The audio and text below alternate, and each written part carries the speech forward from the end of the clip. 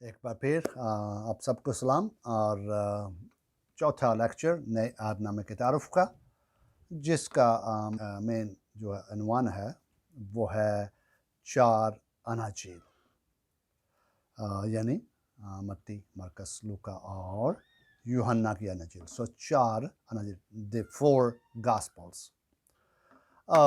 सबसे पहला सादा सवाल है कि चार अनाजील क्यों, यानी क्यों सिर्फ चार अनाजील हमारे पास हैं और बाइबल के अंदर मौजूद हैं। लेकिन हमें मालूम है कि पहली सदी ईस्वी में कई एक लोगों ने मसीह की ज़िंदगी के बारे में लिखा, जिनमें से सिर्फ चार ही मुसलमान ठहरी।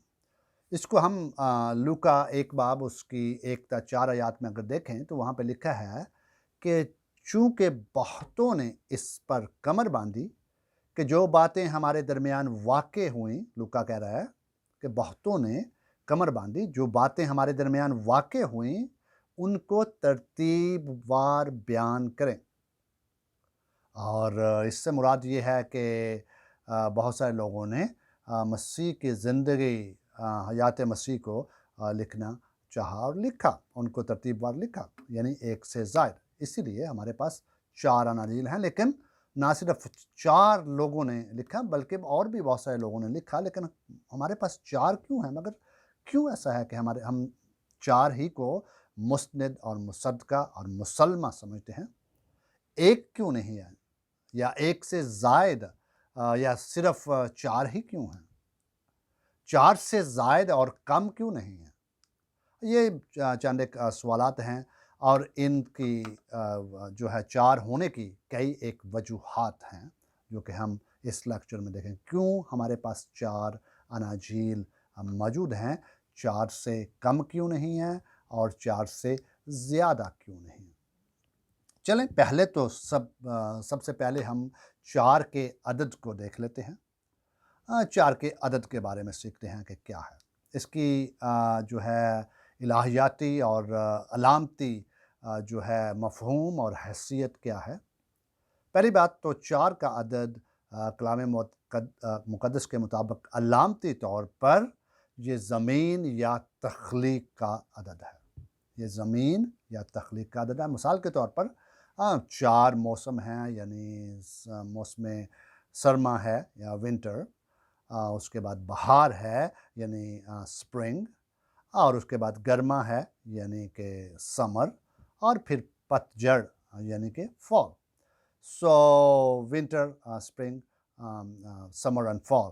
सो ये चार मौसम जो हैं ये तख्लीकी एतबार से या ज़मीन के से ताल्लुक़ है इनका। इसी तरह ना सिर्फ चार मौसम हैं बल्कि ज़मीन की चार समतें भी हैं, मशरक़, मगरब और शुमाल, जनूब। सो इसके अलावा जो है मुकाशफ़ा की किताब जो है वो ज़मीन के चार कोनों और चार हवाओं का ज़िक्र करती है। इसलिए चार का अदद तख्लीक और ज़मीन से ताल्लुक़ रखता है अलामती तौर पर। मज़ीद अगर हम देखें तो चार के अदद को फ़ितरी और गैर फ़ितरी अशिया से भी कलाम मुक़द्दस में मंसूब किया गया है, यानी एक टाइप के तौर पर। फ़ितरी जिसमें फ़ितरी चीज़ें भी हैं और गैर फ़ितरी चीज़ें भी हैं। मिसाल के तौर पर फ़ितरी तौर पर, मिसाल के तौर पर हमें अगर हम कलाम मुक़द्दस पैदाइश की किताब में हम पढ़ते हैं तो पैदाइश की किताब उसका 2 बाब उसकी 10 आयत में बाग़ अदन से एक दरिया निकलता है और उससे निकलने वाली, उस दरिया से निकलने वाली चार नदियां हैं जो कि रूए ज़मीन को सैराब करती हैं। उन नदियों के नाम फ़ैसून, जहून, दजला और फ़रात बयान किए गए हैं। इसलिए ये चार फ़ितरी चीज़ों से भी मंसूब किया गया है। इसी तरह जो है खुदा का जो मस्कन है उसके चार सतून हैं जो कि खैमा इज्तिमा के पर्दा को थामे हुए हैं, और ये जो खुदा ने कहा था कि ये बना, और ये जो हैं खरूज 26 बाब उसकी 31-32 आयत में यूँ लिखा है कि और तू आसमानी, अरगवानी और सुर्ख के कपड़ों और बारीक बटे हुए कतान का एक पर्दा बनाना और उसमें कई माहर उस्तादों से करोबियों की सूरत करवाना, और उसे सोने से मंडे हुए कीकर के 4 ستونوں پر لٹکانا، ان کے کنڈے سونے کے ہوں اور چاندی کے 4 خانوں پر کھڑے کیے جائیں۔ اس لیے یہاں پر ہم دیکھتے ہیں کہ خدا کے مسکن کے 4 ستونوں کا ذکر ہے۔ 4 ستون، خدا کے مسکن کے نہ صرف 4 ستون تھے بلکہ وہ 4 رنگوں کا بھی تھا۔ وہ 4 رنگ بھی آپ وہ آیت جو ہے خروج کی آیت کے اندر، وہ ارغوانی ہیں، وہ آسمانی، ارغوانی، سرخ اور کتانی رنگ وہاں پہ موجود ہے، اور یہ بھی خروج کی کتاب کے اندر موجود ہے۔ اور اس کے بعد ہم دیکھتے ہیں کہ اگر حزقیل کی کتاب اس کا 1 باب اس کی 5 تا 11 آیات میں دیکھیں تو وہاں پہ کروبیوں کے 4 چہروں کا نام ہے، چہروں کا ذکر ملتا ہے، اور وہ 4 چہرے مختلف شکلوں پر مبنی ہیں۔ مثال کے طور پر وہاں پر جو ہے حزقیل کی کتاب اس کا 1 باب کے اندر وہاں پر شیر ببر کا چہرہ ملتا ہے، شیر ببر کا چہرہ۔ اس کے ساتھ پھر دوسرا جو ہے وہ سانڈ کا چہرہ یعنی آکس کا چہرہ ملتا ہے، اور جو ہے یہ کسی چیز کی شبیہ ہے، اس کو ہم دیکھتے ہیں۔ اور پھر انسان کا چہرہ ہے، اور پھر چوتھا عقاب کا چہرہ، یعنی 4 کروبیوں کے 4 چہروں کا ذکر ہے۔ اور یہ 4 چہرے جو ہیں ان کا اناجیل کے ساتھ بہت گہرا تعلق ہے، اور علامتی اعتبار سے مثال کے طور پر حزقیل کے اندر کتاب کے اندر جو شیر ببر کا چہرہ ہے یعنی لائن کا چہرہ ہے، وہ متی کی انجیل کی علامت ہے۔ وہاں پر متی کے انجیل جو ہے وہ یہودا کے قبیلے کا ببر جو ہے مسیح کو بیان کرتی ہے، اور وہ اس کا ذکر کرتی ہے، اس کا یہودی جو ہے نسل اور نسب سے تعلق ہے۔ اسی طرح جو سانڈ کا چہرہ ہے وہ مرکس یعنی آکس، وہ مرکس کی انجیل میں مسیح کے کام کی شبیہ ہے، یعنی ایسا شخص جو مشقت اور محنت کرتا ہے، خدمت کرتا ہے۔ مسیح یسوع کہتا ہے کہ میں خدمت لینے نہیں بلکہ خدمت کرنے آیا ہوں۔ مسیح یسوع کام کی علامت ہے مرکز کے انجیل کے اندر۔ اور اسی طرح انسان کا چہرہ جو ہے مین جو ہے وہ لوکا کی انجیل میں مسیح کی بشریت، ابن آدم بشریت کی طرف ذکر کرتا ہے، اس لیے اس کا تعلق جو ہے لوکا کی انجیل سے۔ عقاب کا چہرہ یعنی ایگل جو ہے وہ یوحنا کی انجیل میں مسیح یسوع کے جلال اور حشمت اور قدرت کی طرف اشارہ کرتے ہیں۔ اس لیے یہ جو 4 کروبیوں کے 4 چہرے ہیں ان کا تعلق ہر ایک انجیل سے ہے، ان کو تشبیہی علامتی طور پر ہم وہ دیکھ سکتے ہیں۔ اس طرح اگر دیکھا جائے تو موعودہ مسیح جو تھا پرانے عہد نامے میں، موعودہ مسیح کے بارے میں پرانے عہد نامے میں 4 نبوتی دھارے ملتے ہیں، نہ صرف جس طرح کے 4 وہ چہرے جو ہیں وہ کس طرح ہم نے دیکھے، اس طرح نبوتی دھارے ملتے ہیں، 4 نبوتی دھارے۔ اور یہ 4 نبوتی دھارے صرف 4 نبوتیں اس سے مراد نہیں ہیں، اس سے مراد یہ ہے کہ پرانے عہد نامے میں موعودہ مسیح کے بارے میں 300 سے زائد نبوتیں موجود ہیں، لیکن اگر ان کو کیٹیگرائز کیا جائے، ان کی گروہ بندی کی جائے تو عنوانات کے حساب سے ان کو تقسیم کیا جائے تو یہ 4 مختلف گروہوں میں ان کو تقسیم کیا جاتا ہے۔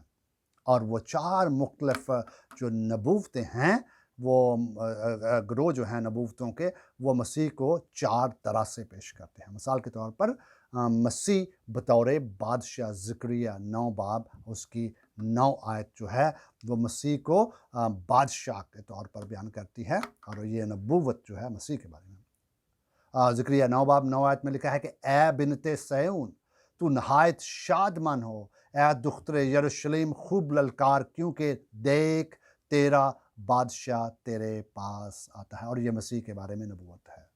وہ صادق ہے اور نجات اس کے ہاتھ میں ہے، وہ حلیم ہے اور گدھے پر بلکہ جوان گدھے پر سوار ہے۔ یہ بے شک نبوت جو ہے مسیح کے بارے میں، اور یہاں یہ نبوت جو ہے یہ نبوتی ایک دھارا ہے جو کہ مسیح یسوع کو بطور بادشاہ بیان کرتا ہے۔ اسی طرح جو دوسری نبوتی دھارا ہے وہ مسیح بطور خادم بیان کرتا ہے۔ مثال کے طور پر یشعیاء 42 باب اس کی 8 آیت میں لکھا ہے، دیکھو میرا خادم جس کو میں سنبھالتا ہوں، میرا برگزیدہ جس سے میرا دل خوش ہے، میں نے اپنی روح اس پر ڈالی، وہ قوموں میں عدالت جاری کرے گا۔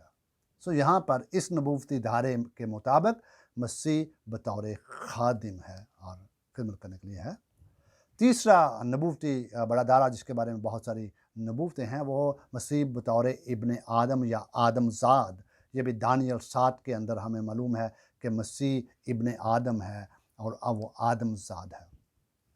چوتھا جو ہے نبوتی دھارا وہ ہے مسیح بطور خدا، جسایہ 40:9 میں وہ جو ہے ہم اس طرح دیکھتے ہیں، اے سیون کو خوشخبری سنانے والی اونچے پہاڑ پر چڑھ جا، اور اے یروشلم کو بشارت دینے والی زور سے اپنی آواز بلند کر، خوب پکار اور مت ڈر، یہودا کی بستیوں سے کہہ دے اپنا خدا دیکھو، خداوند خدا بڑی قدرت کے ساتھ آئے گا اور اس کا بازو اس کے لیے سلطنت کرے گا، دیکھو اس کا صلہ اس کے ہاتھ اس کے ساتھ ہے اور اس کا اجر اس کے سامنے۔ یہ نبوت بھی مسیح کو خدا مانتی ہے، یعنی مسیح خدا کا، یہ مسیح کی الوہیت کی طرف، جس طرح پہلی جو تھی وہ مسیح کی بشریت کی طرف، علم جو تھا ابن آدم جو تھا وہ اس کی بشریت اور یہ نبوت ہے۔ یہ 4 نبوتی دھارے جو ہیں مسیح کی شخصیت اور ذات کے مختلف دھارے ہیں، جو کہ اس کی صفتیں ہیں، اس کے کام ہیں، مسیح بطور بادشاہ۔ یوں پرانے عہد نامے میں موعودہ مسیح جو ہے اس کے بارے میں 4 تصورات پیش کیے جاتے ہیں، یعنی وہ بادشاہ ہے، وہ مسیح بطور بادشاہ، مسیح بطور خادم، مسیح ابن آدم اور مسیح خدا اور ابن خدا۔ یہی جو ہیں، یہی اناجیل میں اگر دیکھا جائے، متی میں مسیح کو بادشاہ بیان کیا گیا ہے، مرکس میں مسیح کو خادم بیان کیا گیا ہے، لوکا میں ابن آدم بیان کیا گیا ہے، اور یوحنا میں مسیح کو خدا یعنی لوگوس کہا گیا ہے، کلمہ خدا کا ہے اور وہی خدا ہے۔ مزید پرانے عہد نامے کے 4 عہدے بھی جو ہیں ان کا تعلق بھی مسیح کے عہدوں سے ہے، یعنی پرانے عہد نامے کے 4 عہدے تھے، یعنی مسیح بطور بادشاہ، نبی، کاہن اور منصف، اور یہ عہدے بھی مسیح کے عہدے ہم ملتے ہیں، کنگ، پرافٹ، پریسٹ اینڈ جج۔ مسیح کے پرانے عہد نامے کے یہ جو 4 عہدے ہیں یہ مسیح کے عہدے ہیں، یعنی مسیح بطور بادشاہ، نبی، کاہن اور منصف۔ اسی طرح مسیح کے بارے میں فرزندیت کی بھی 4 پہلو جو ہیں فرزندیت کے، اس کو ہم 4 اناجیل میں دیکھ سکتے ہیں۔ مسیح کے بارے میں فرزندیت کے جو 4 پہلو ہیں ان کو بھی اناجیل میں دیکھ سکتے ہیں۔ مثال کے طور پر ابن داؤد یعنی فرزندیت، داؤد کا بیٹا متی میں، ابن انسان، ابن آدم مرکس کے اندر، اور ابن آدم لوکا کے اندر، اور ابن خدا یوحنا کے اندر۔ یہ فرزندیت کے بھی 4 پہلو جو ہیں یہ ہر ایک انجیل میں ہم دیکھ سکتے ہیں۔ اس طرح دوسرے ایک نظریہ ہے، لوگ کہتے ہیں کہ یہ 4 اناجیل کیوں ہیں۔ دوسرے نظریے کے مطابق 4 اناجیل جو ہیں 4 مختلف گروپوں کے لوگوں کی ضروریات کو پورا کرنے کے لیے لکھی گئی، یعنی اس وقت 4 مختلف گروہ تھے، ان کی ضروریات کو پورا کرنے کے لیے لکھی گئی۔ یعنی متی جو ہے یہ یہودیوں کے لیے لکھی گئی، مرکس جو ہے وہ رومیوں کے لیے، لوکا جو ہے وہ یونانیوں کے لیے، اور یوحنا جو ہے کلیسیا میں مسیحیوں کے لیے۔